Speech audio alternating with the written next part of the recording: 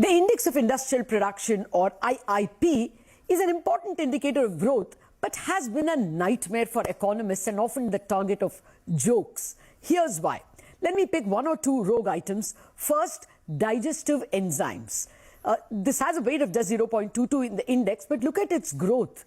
In the year 2015, the item has shown, over 1,000% levels of growth in practically every month. And although its weight is just 0.22, its contribution to IIP has often gone to between 1 and 2.5% in some months.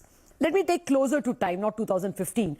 If you take 2022, an item, rubber insulated cables, is showing growth at 53 and 35%. Of course, the saving grace is it has not moved the IIP much because it has very little weight. But the question continues to arise, how can year-on-year output swing so much as 35 and 53% in the case of cables and 1,000% in the case of digestive enzymes? Is the sample too small? Is the collection not regular? Well, to understand what are the problems with the IIP, what are the problems of resolving them, and what are the solutions, I have with me Dr. Gurucharan Manna, Senior Advisor at NCAER and formerly Director at the CSO, now NSO, National Statistical Organization. Dr. Sudipto Mundle, Chairman, Center for Development Studies, and someone who has chaired a commission on real sector data. And my third guest, fellow journalist, Pramit Bhattacharya, who recently wrote an interesting item on IIP in the newspaper Mint. Gentlemen, thank you very much indeed for joining me. Dr. Manna, let me start with you first. Just tell us why this volatile movement in items like enzymes and cables. Is it that you all are not tracking enough number of companies, or is it that all the factories don't give you data regularly? Why this volatility? Okay, good afternoon. Yes. Let me just thank at the beginning CNBC channel for inviting some of us. As regards, I will not take much time. As regards your queries regarding how item level so much of growth rates can occur, probably you are all aware that you see when the item basket is finalized, first of all we pick up very top few important items in terms of their share in overall output within the NIC classification. It could be at 3-digit level, basically. And once the item is finalized based on the ASI data of base year, in this case 2011-12, then for a given item included in the basket, what we do, basically as per ASI 11-12 data, the factories which produced that item in that base year, they are first arranged, sample factories in the descending order of output, and only top few factories for a given item get included in the basket. That becomes the panel. Okay. Now, the examples you have cited, in certain cases, rubber insulated cables, etc. Yes, we have seen a lot of volatility in the index.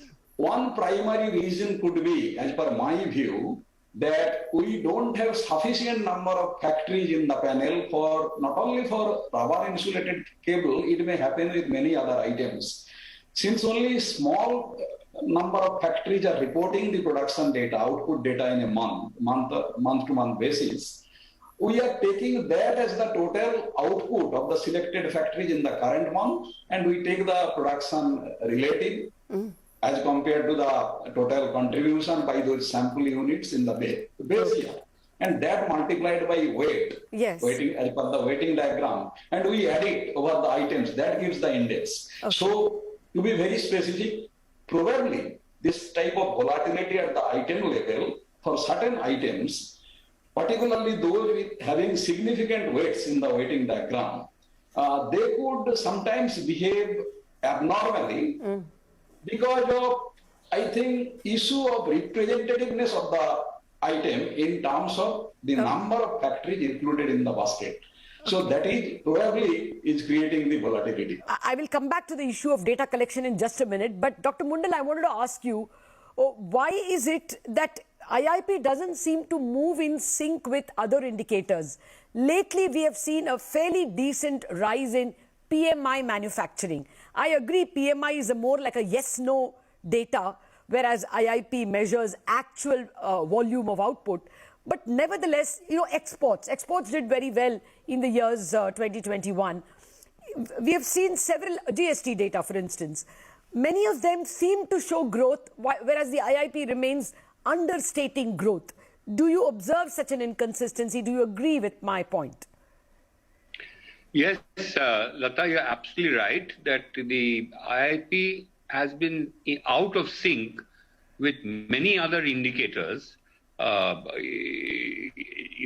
you call it high frequency indicators or, other indicators. And the reason, I think, is mainly because of the sample that you have. And I should say, by the way, that Dr. Manna is my go-to person. I need to know something about these things.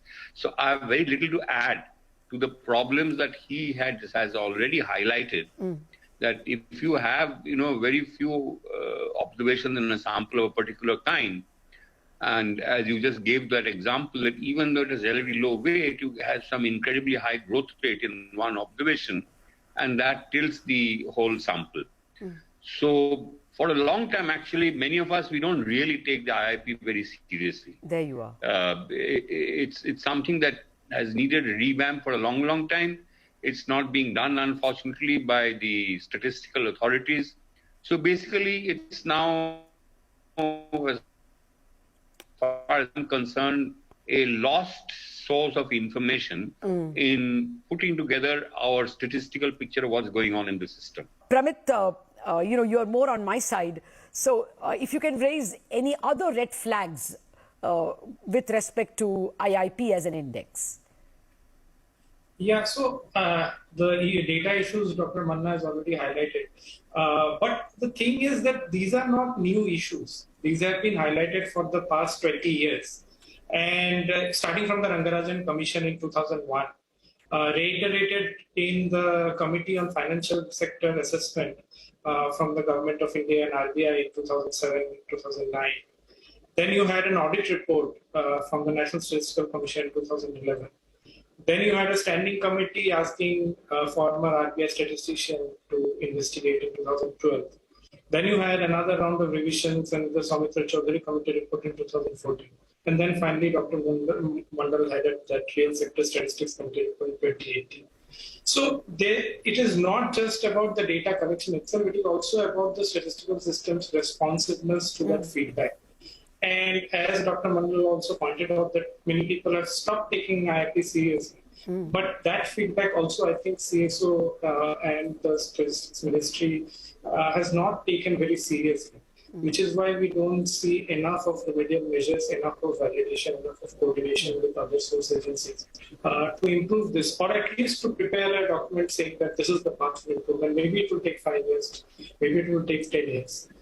So we don't see that. And the weakening of the National Statistical Commission, I think, contributes to this problem. Because since that 2011 IIP audit, we haven't had a single audit of any other statistical product. And in many cases, we don't know to the extent we know about IIP that these are the problems. But Dr. Manna, is there a problem in terms of, the people who are collecting? I think the data is getting collected at the state level. Is it that all the columns are not getting filled? That even if there are, say, 5 factories which give digestive enzymes, or 10 factories that make insulated cables, but only one is reporting in a certain month, do you have any control over the number of entries that are getting included? Let me react to this query very quickly. As you are aware, the index number, when we release for the first time after a gap of 6 weeks, you see, the response rate for some of the items we have seen is not very, very good. The major problem, as I have repeated, it is not due to poor quality of data. I think one needs to look at seriously with the number of observations, that is number of factories reporting that item.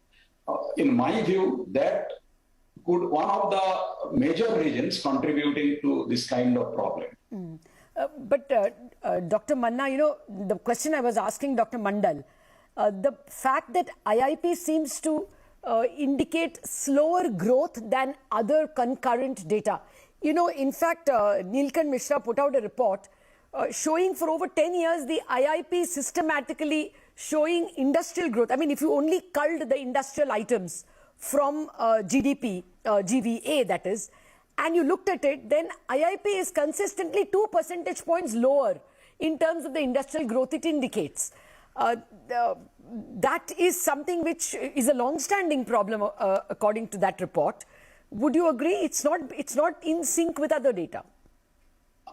I to some extent agree, definitely. Okay. It is a perennial problem we have observed that IIP-based growth rate does not match with why we talk about the national account statistics-based growth rate, where of course a lot of data sources are accessed and all. Even if we compare with the ASI growth rate, annual survey of industry, ideally IIP growth rate and ASI growth rate should be very close to each other. That has not happened. And if you look at the time series data for say about 12-13 years, for most of the years, as you were rightly mentioning, you see the ASI-based growth rate is on the higher side, but not for all the years. Not for all the years. Let me repeat. Come to the next 5 years, you see ASI latest data is available for 2019-20. So if we start from say ASI 15-16 and look at the 5-year growth rate data based on IIP vis-a-vis ASI, I find that in 3 years, you see, ASI-based growth rate is higher than IIP-based growth rate. On the other hand, in the remaining 2 years, it is the other way around. IIP gives higher growth rate. But the main issue remains. Main issue is that there is a mismatch in the growth rates between the two data sources and of course with the national account statistics based growth rate. I think this is a very serious problem in my view, and we are seized with the problem. Many people in the system are aware about it, and we need to take remedial measures. How this mismatch or the kind of divergence with the data source, other data sources can be minimized. Okay. Well, that is going to be my next set of questions. I have to take a commercial break. What's wrong with the Iip Index? That's the question we are asking 3 experts. I have been speaking with Dr. Gurucharan Manna, who is now a senior advisor at the NCAER, but is a former Director General of the NSO, the National Statistical Organization, which puts together the IIP. Dr. Sudipto Mundle, Chairman, Center for Development Studies, and formerly chaired a commission on real sector data, and fellow journalist Pramit Bhattacharya. Gentlemen, thank you for your patience. Well, collecting physical data has been a problem all these years, but we now seem to have a more ready and probably relatively clean data like the GST. So let me start there, Dr. Mundle. Do you think trawling the GST should be an easy task? It comes industry-wise, company-wise, sorting it should not be that big a problem. Is that a good point to start? Yeah. First of all, this has been on the cards, ever since the GST, the platform was created. But between an idea and translating that idea into action, there are many steps required. Yeah. And I don't think we have been ready yet with the GSTN to make it available in a form that could be incorporated into in something like the Index of Industrial Product. It has to be done. That should be the goal. I'm not sure that we're ready to do it yet. Okay. That being said, I want to make a couple of observations, and if I'm wrong, I hope Dr. Manna will correct me. Yeah. But let's say the GST data, now that comes in, it doesn't, it comes in by enterprises. Yes. Some enterprises paying GST, so the tax is on that. It is not on a sector. So there's a translation or move, if you will, a mapping from units, enterprises to sectors. This has also been a problem, by the way, between the IIP and the Ministry of Corporate Affairs based data, which is again based on enterprises. These are business statistics. These are not industrial production statistics. But eventually you have to get there, but there are a lot of these hurdles which have to be cleared before we get there. And one other point I want to make is that the survey is, based on relatively large enterprises. But Pramit, is it wise to throw the baby with the bathwater? I mean, not look at IIP data at all? As Dr. Mundle said, people are not taking it seriously. or is it a time to, pull it up by the bootstraps?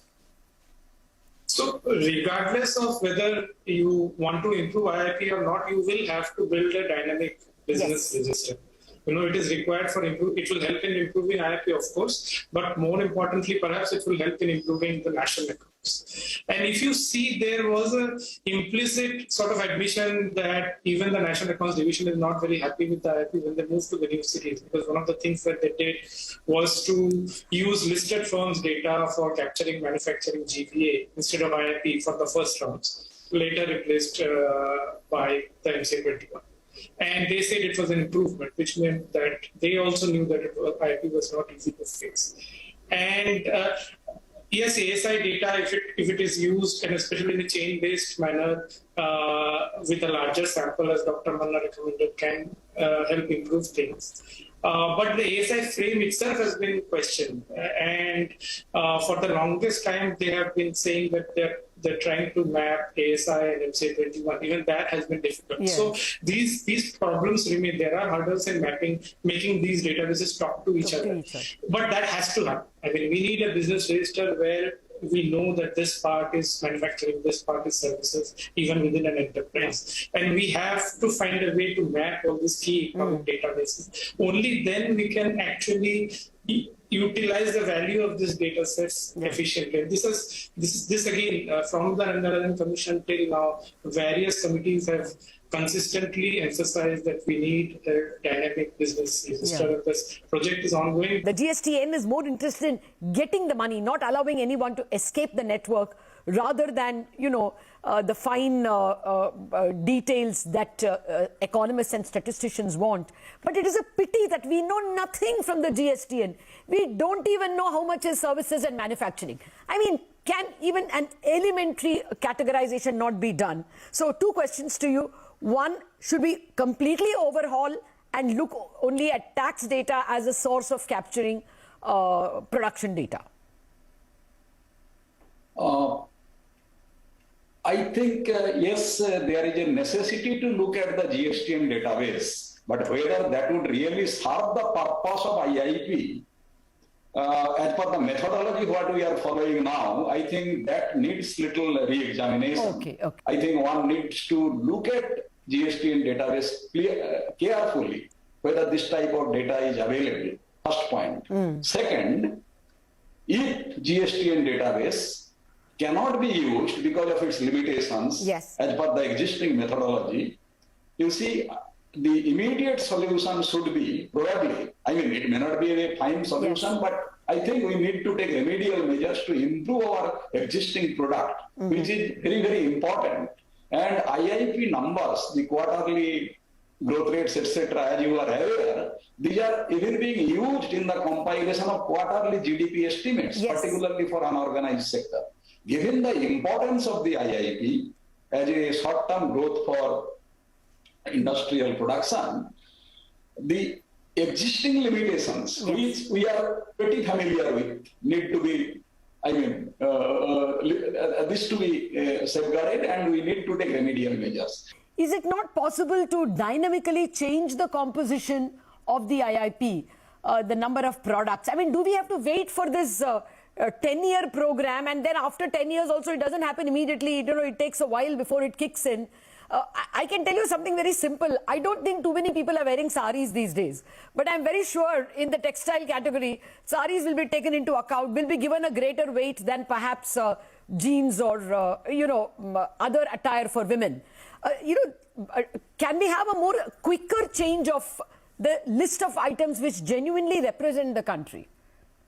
No, if we again and again change the item basket or factories, etc., the panel gets disturbed.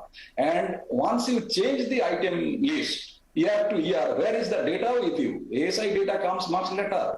So I think we have to probably live with the existing approach, but whatever limitations we have in terms of, say, number of observations under an item, etc. We need to increase the coverage. And of course, change in the weighting diagram and quite frequent base revision. Instead of 10 year, 12 years gap, I think if we could revise the base once in 5 years, which is the international recommendation, I think that would be to some extent solving some of the problems. Okay, out of time, Dr. Mundle, last 10 seconds for you. How do we improve? Yeah, let me just refer to something which has not been discussed. So quite apart from these technical issues we have been discussing, there is a governance issue. You know, you can fix a problem when you recognize that there's a problem. I must say, as an outsider, some engagement with MOSPI, that there's a tendency to, think that everything is fine. Internally, they all know what is the problem. And again, Dr. Manna has better position since he was a real insider. But unless you recognize that there's a problem that needs urgent fixing, you're not going to get there. Yes. I mean, I agree with him. We shouldn't do these overnight, simple solutions. You have to do it very carefully. But you first have to recognize that we need a problem that needs fixing. We have a problem that needs fixing. Let me stop there. All right.